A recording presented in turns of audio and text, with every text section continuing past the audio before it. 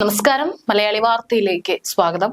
ലോകത്തിലെ ഏറ്റവും വലിയ തീർത്ഥാടക സംഗമം പ്രതീക്ഷിക്കുന്നത് മൊത്തം 40 കോടി പേരെ, അതായത് യുഎസിലെയും റഷ്യയിലെയും ജനസംഖ്യയേക്കാൾ കൂടുതൽ ജനങ്ങൾ. 45 ദിവസത്തെ ആഘോഷം, ചിലവ് ഏകദേശം 7000 കോടി രൂപ. മഹാകുംഭമേള നഗർ എന്ന താൽക്കാലിക നഗരം ഒരുക്കിയത് 10,000 ഏക്കറിൽ.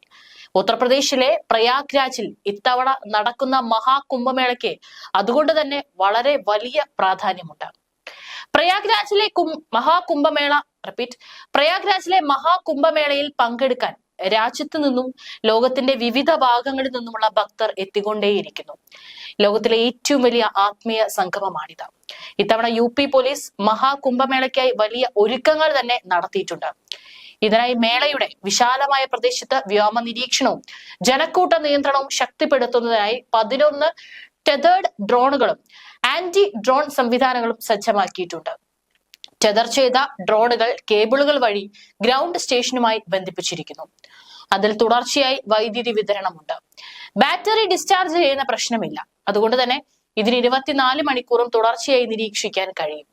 ഈ ഡ്രോണുകൾക്ക് 120 മീറ്റർ ഉയരം വരെ പറക്കാനും 3 കിലോമീറ്റർ ചുറ്റളവിൽ പറക്കാനും കഴിയും. ഏറ്റവും പുതിയ തെർമൽ IR ക്യാമറകൾ കൊണ്ട് സജ്ജീകരിച്ചിരിക്കുന്ന ഡ്രോണുകളാണിവ. UP പോലീസിന്റെ സുരക്ഷാ വിഭാഗം 4 ടെതേർഡ് ഡ്രോണുകൾ വിന്യസിച്ചിട്ടുണ്ട്. വാഹനങ്ങളുടെ ചലനം നിരീക്ഷിക്കുന്നതിനായി ട്രാഫിക് ഡയറക്ടറേറ്റ് 4 ഡ്രോണുകൾ വിന്യസിച്ചിട്ടുണ്ട്. ATS 3 ഡ്രോണുകൾ വിന്യസിച്ചിട്ടുണ്ട്. ഏതെങ്കിലും തരത്തിലുള്ള ഭീകരാക്രമണങ്ങളും അതുമായി ബന്ധപ്പെട്ട ഭീഷണികളും തടയുക എന്നതാണ് അവരുടെ ലക്ഷ്യം. മഹാകുംഭമേളയുടെ 3-ാം ദിവസം UP പോലീസ് ഇതുവരെ 9 ഡ്രോണുകൾ വെടിവെച്ചിട്ടു. ഇതിൽ 6 ഡ്രോണുകൾ മകരസംക്രാന്തി ദിനത്തിൽ തന്നെ പിടിക്കപ്പെട്ടു. ഈ ഡ്രോണുകളിൽ ഒന്ന് റെഡ് സോണിൽ പറക്കാൻ ശ്രമിക്കുകയായിരുന്നു. UP പോലീസ് സുരക്ഷാ പോലീസ് മേധാവിയും മുതിർന്ന IPS ഓഫീസറുമായ രഘുവീർ ലാലാണ് ഈ സംവിധാനം നിരീക്ഷിക്കുന്നത്.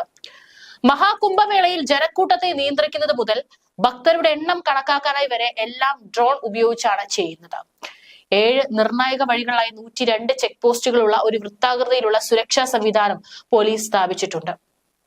40,000 പോലീസ് ഉദ്യോഗസ്ഥരും സൈബർ ക്രൈം വിദഗ്ധരും ആർട്ടിഫിഷ്യൽ ഇന്റലിജൻസ് ഉപയോഗിച്ച് നിരീക്ഷണ ശൃംഖല തന്നെ ഒരുക്കിയിട്ടുണ്ട്. ഒപ്പം NST കമാൻഡോസും സജീവമാണ്. അണ്ടർ വാട്ടർ ഡ്രോണുകൾ, AI ക്യാമറകൾ എന്നിവയും ഒരുക്കിയിട്ടുണ്ട്.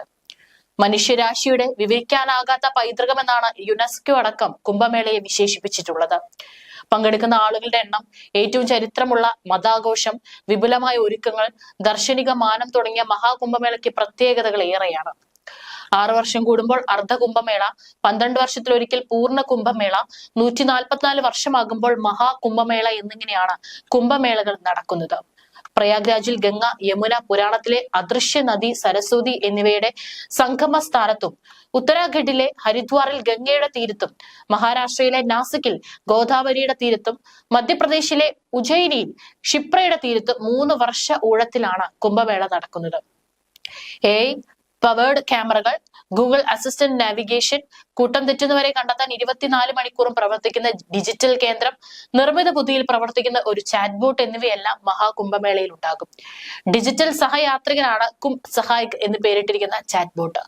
ഹിന്ദിയും ഇംഗ്ലീഷും ഉൾപ്പെടെ 10 ഭാഷകളിൽ ടെക്സ്റ്റ് ചെയ്തോ ശബ്ദത്തിലെയോ തീർത്ഥാടകർക്ക് സഹായികനോട് ആശയവിനിമയം നടത്താം. ഏതായാലും വിപുലമായിട്ടുള്ള സൗകര്യങ്ങളാണ് അവിടെ ഒരുക്കിയിരിക്കുന്നത്.